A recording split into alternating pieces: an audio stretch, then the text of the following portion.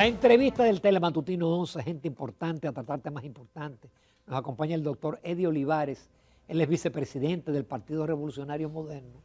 Fue también un prestigioso miembro de la Junta Central Electoral, pero mucha gente también olvida que él fue el primer fiscal, el primer procurador fiscal de la provincia de Santo Domingo, hace unos añitos. Sí. Eddie, Estaba un muchachito y era fiscal. Buenos días, bienvenido. Buen día, contentísimo de estar aquí con ustedes y conversar con el país. Sí, porque tenemos muchas cosas, Eddie. Tú estabas de viaje y te agradezco que casi saliste del avión para acá.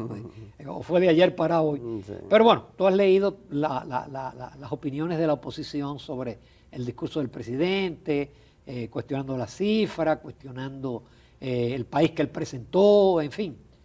Lo mismo que pasa siempre de la oposición, porque cuando ustedes en la oposición también calificaban a sí mismos los discursos de los presidentes del PLD. Así, siempre hay un cuestionamiento de la oposición a los discursos de los presidentes, eso es natural. Y cuando estamos en medio de un proceso electoral, mucho más, usted no puede esperar que se diga, bueno, sí, fue racional en cuanto a tal tema, Sí, es verdad. Florecitas. Sí, ni por supuesto que entonces están los defensores del gobierno elogiando el discurso. De todas formas, lo más importante es que la rendición de cuentas es un mandato constitucional.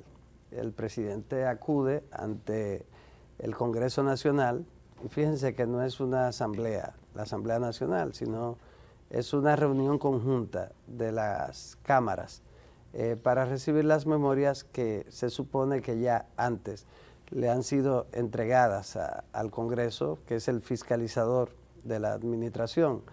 Y entonces ahí quedan las memorias de lo que ha hecho el gobierno durante ese año. Pero aprovecha el gobierno, el presidente, el jefe del gobierno, aprovecha el escenario para dar una proyección hacia el año siguiente, y ese es el discurso ya político. Pero lo más importante ahí es que se rinde cuenta sobre los resultados. Yo pienso que el tema electoral a 3 meses, hoy a 73 días de las elecciones presidenciales y congresuales, con unas elecciones celebradas 3 meses antes, configura lo que va a ocurrir en las elecciones, y como el resultado fue de un 60% prácticamente de la alianza que encabeza el PRM en cuanto a votación, y de sobre el 75% en cuanto a alcaldías, sin lugar a dudas, por el sistema que tenemos, que debe ser cambiado de elecciones separadas con 3 meses. Este es el único país donde las elecciones se separan con tan poco tiempo. Fíjense que si hubieran sido de medio término, el efecto, el impacto que hubiera tenido esas elecciones no fuera tal y como ha ocurrido, que ha enviado un mensaje demoralizador, un mensaje que le tumba el ímpetu electoral a los candidatos, a los partidos de oposición, porque tú dices, bueno, pero faltan 2 años. Solo por eso que deben de volverse a unir. No, yo estoy de acuerdo es con elecciones de medio término, como era antes, cada 2 años, y que dio un buen resultado. El problema es, en esa parte, a 3 meses, ya las elecciones están prácticamente las siguientes, decididas. Si la diferencia del que gana las municipales es muy amplia, como ocurrió ahora. Por ejemplo, todo el mundo sabe que mayo, ¿qué es mayo? Unas elecciones donde Luis Abinader va a ser elegido con una votación amplísima, nosotros entendemos que sobre el 60%, y es ir a unas elecciones ya predefinidas, ¿te entiendes? Si en una democracia siempre es conveniente una separación. ¿Por qué? Porque si es con 2 años, mínimo 1 año, entonces está la posibilidad de que quien ha salido derrotado pueda elaborar estrategias recuperarse, pueden ocurrir acontecimientos que le permitan recuperarse. Entonces, cuando es por 3 meses, mejor usted la hace toda junta. Ahí sí, mejor usted la unifica. Pero a una democracia... Porque también hay un tema de costo. Sí, bueno, pero ese no es el problema. ¿Qué es lo que ocurre en una democracia moderna? Siempre las municipales van separadas de las presidenciales y congresuales, en toda parte, en toda la región. Ahora, en ninguna separada por 3 meses. Tú volver a unificar elecciones es un elemento también que afecta la democracia en la esencia de la representación. ¿Por qué? Es una democracia representativa. Si las elecciones de febrero hubieran sido unificadas, si febrero hubiera sido con todas las elecciones, ya para los siguientes 4 años, el siguiente mandato, está definido que el que ganó se llevó todo. Entonces, en un solo día, para los 4 años.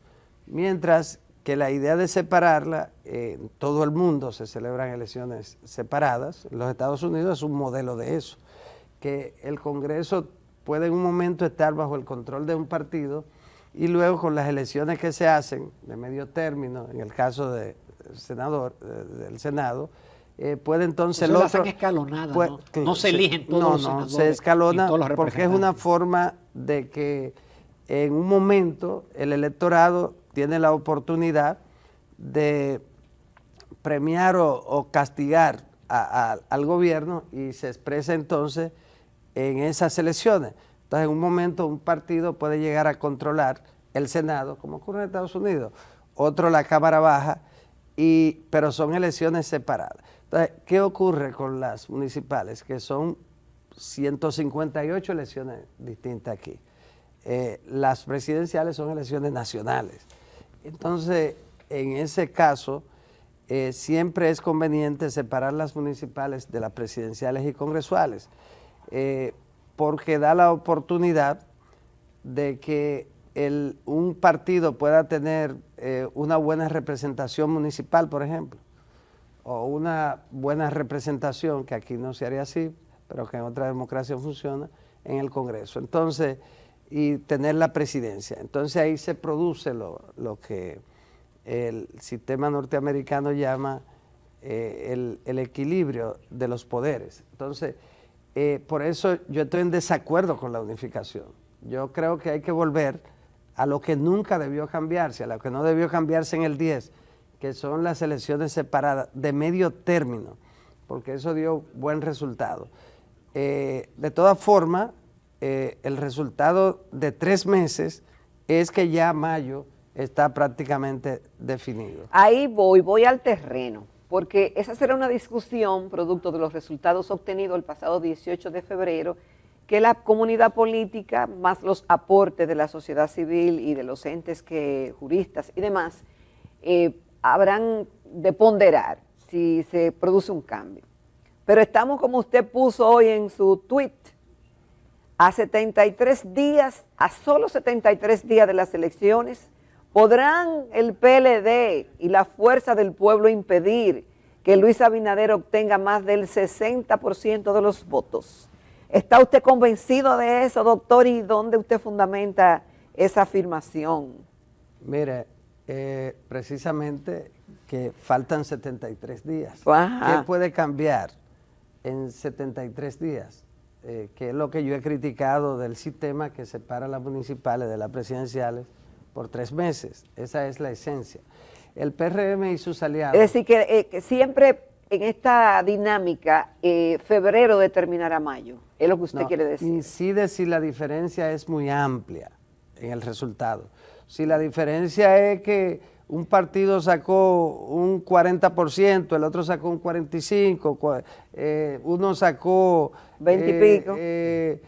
70 alcaldías, el otro sacó 77, 80. Ahí no, está dividido.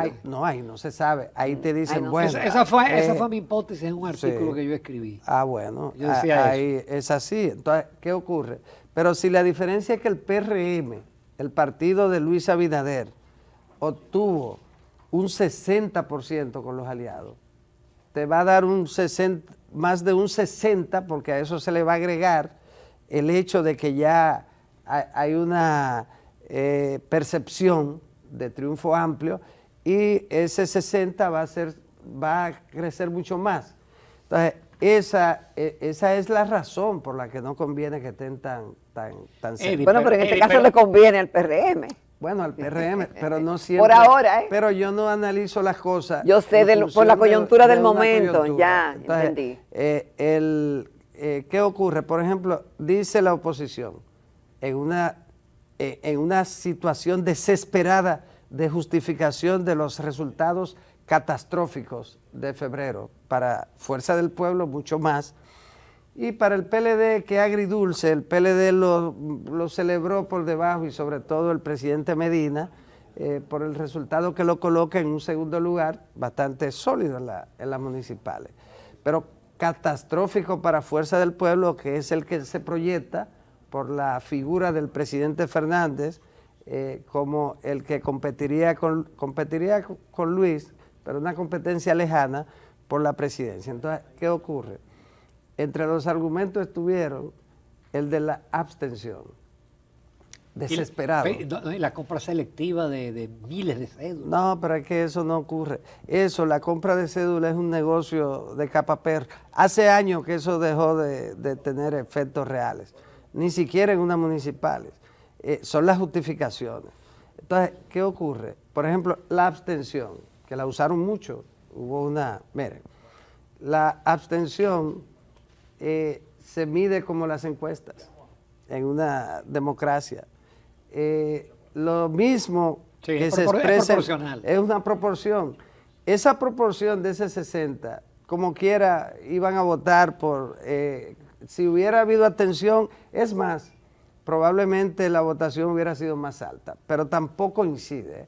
Entonces, en el proceso, ¿en qué incide? En nada, la abstención no cambia nada y se va a reflejar el 19 de mayo. Fíjense que lo estoy diciendo hoy para que después del 19 aquí lo analicemos. Se va a reflejar con Luis, no con un 60, sino con una votación superior, por la figura de él, al margen de los resultados municipales. Perdón, Eddie, el único presidente que ha sacado más de 60% fue Danilo Medina en el 16. 62. 62. Puntos, sí. En el 2016, en una situación de estabilidad interna, de control de la inflación, una situación internacional favorable.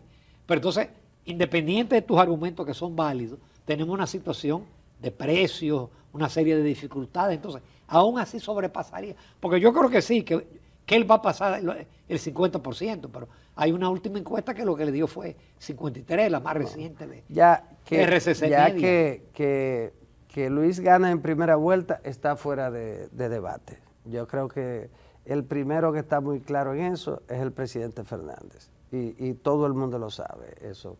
Que la competencia... No, pero ellos dicen que ahora la competencia es diferente porque es con el León. No. Decía nuestro invitado, el doctor Radamés Jiménez, en el día de ayer, bueno, que es diferente. Mi amigo Radamés tiene que decir eso.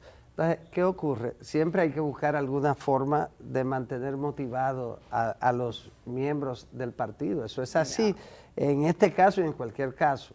Es normal. Ahora, la realidad te da en la cara. Y entonces se expresa el día que nadie puede, el día real, el día de la verdad, que es el día de las elecciones. Entonces, ¿cuál era la situación de Danilo en el 16? Bueno, el PLD estaba unido, aunque estaba el disgusto de Leonel Fernández por la situación que había atravesado, con la reforma constitucional de Danilo y la misma situación aquella de los temas que se le agregaron. Entonces, ¿qué ocurre? Aún con ese disgusto, el PLD estaba unido en el poder. El PRM era un partido en formación, tipo Fuerza del Pueblo ahora. Pero con la diferencia de que en poco tiempo el PRM se convirtió en un partido que se llevó el 95%, 93% de los PRMistas, de los miembros del PRM. Estamos hablando de los PRD. Miembros, del PRD. El PRM se llevó sobre el 90% en poquito tiempo. No ocurrió así con el caso del presidente Fernández, que ha estado luchando, pero el PLD se mantiene fuerte y queda en segundo lugar en las municipales. Es decir, eran situaciones distintas.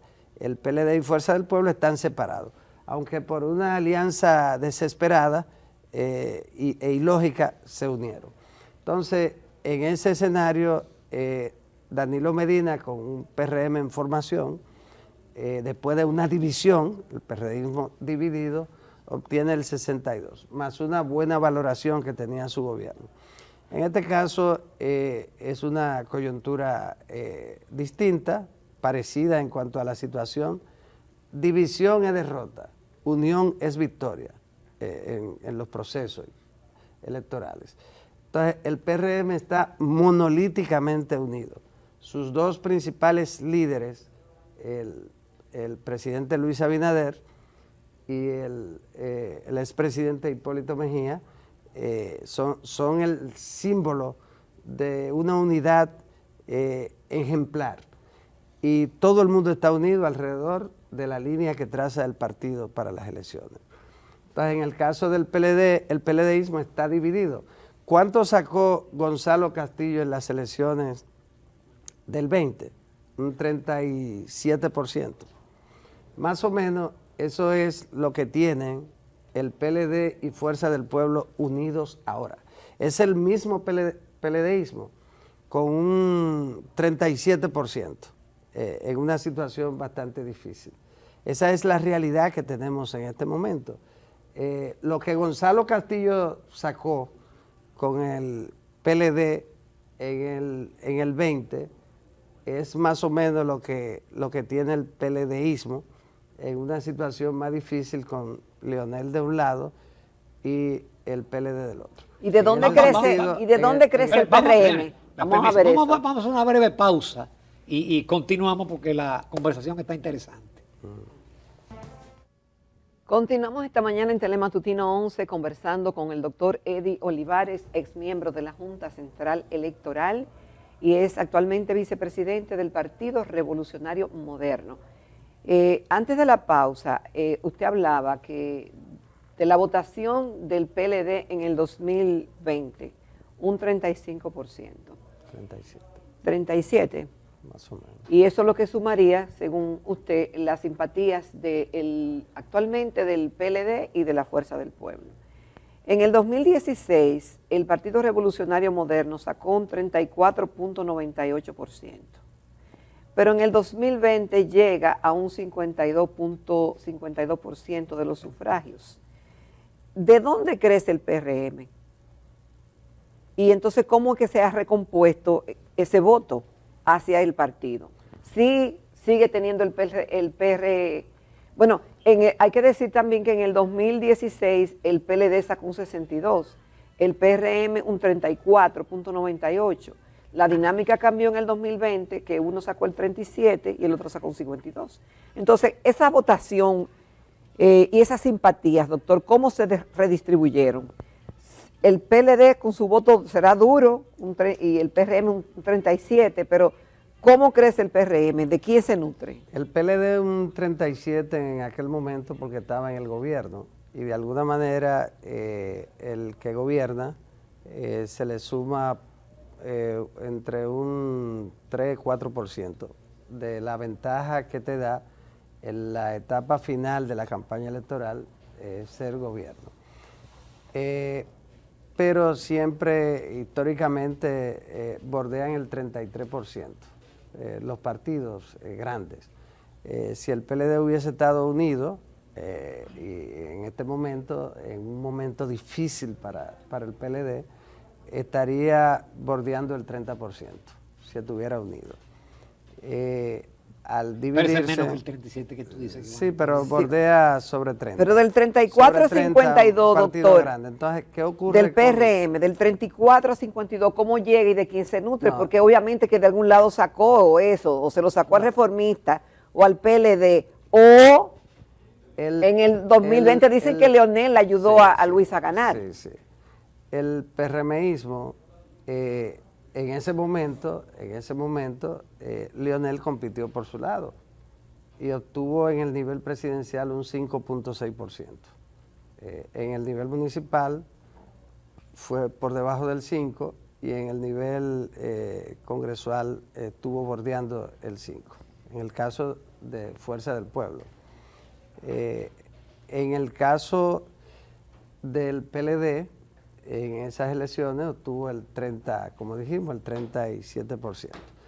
El PRM era un partido en el 20 ya con 4 años de proceso de trabajo y consolidación de su estructura, que es fundamental, y la preparación de la plataforma más importante en términos del trabajo político, que es el territorio.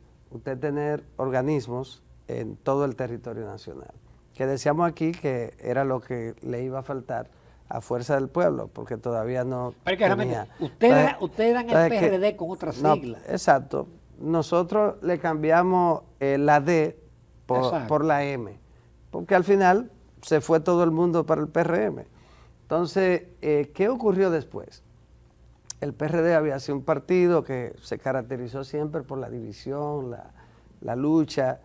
Ahora construimos un partido unido. Ese partido tiene, por ejemplo, un presidente, José Ignacio Paliza, la secretaria Carolina Mejía.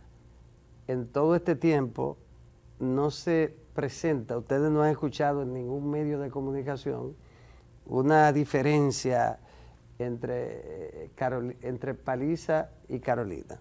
Siempre todo se hace consensuado. El partido, ustedes no han escuchado en todo este tiempo una diferencia entre Luis Abinader e Hipólito Mejía. Luis, cuando se planteó la posibilidad de que Luis fuera a la reelección, Hipólito Mejía fue el primero que le anunció su apoyo. Entonces, te ha presentado un partido unido, un buen mensaje del partido, un partido fuerte, y entonces el partido ha estado bordeando el 50% de valoración del electorado. Pero usted no me ha durante contestado, todo doctor. No, yo voy a ir a la explicación. ¿Qué ocurre? La plataforma para ganar elecciones es el partido, sobre todo elecciones municipales. Entonces, el partido es un partido unido.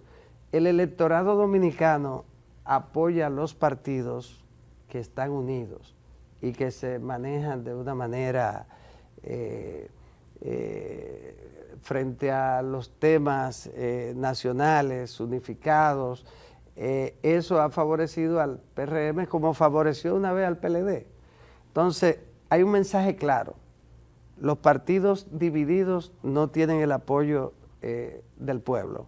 Los partidos unidos sí lo tienen en el sistema nuestro. Eso ha sido vital. Entonces, viene lo otro. Luis Abinader gana las elecciones en el momento más crítico de la peor pandemia de los últimos 100 años. Es un presidente que gana en un estado de guerra prácticamente, peor que en una guerra.